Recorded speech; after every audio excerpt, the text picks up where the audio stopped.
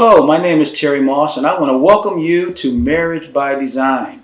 As we journey through the book, In the Beginning It Was Not So, 7 marriage lessons learned in the garden.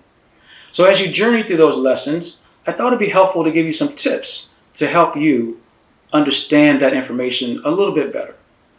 So in the book, you will find bold words. Those bold words are for your added consideration, to think about more deeply. Side notes.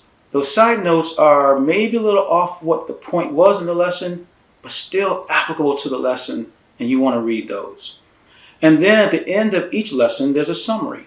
And that summary is kind of a reflection of what was the key points of the lesson. Maybe you missed them, or key points you want to consider that you may have read in that lesson. In the discussion guide, there's a chapter focus. And that's just to kind of give you a summary of the lesson and what is going to be taught. It's in conjunction with the book. And then there are discussion questions. Those discussion questions in the discussion guide is to kind of prepare you for if you're going to have a group discussion, and things to think about, questions to answer and consider that you may want to bring to a group and ask questions and get their thoughts. And then at the end, the exercises and projects. And those are after you've done the lesson, and after you've had the group discussion, if you were, then it's practical application of the principles. So there are exercises and projects to help you with that. But then as you are engaged in the material, as you're going through the lessons, I feel like it would be helpful to understand what is going on in the garden. So each of those lessons that we go, they're in the garden, in the beginning.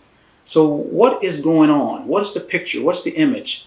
Get that. That gives you knowledge. And then ask, what is God's design? What is His intent?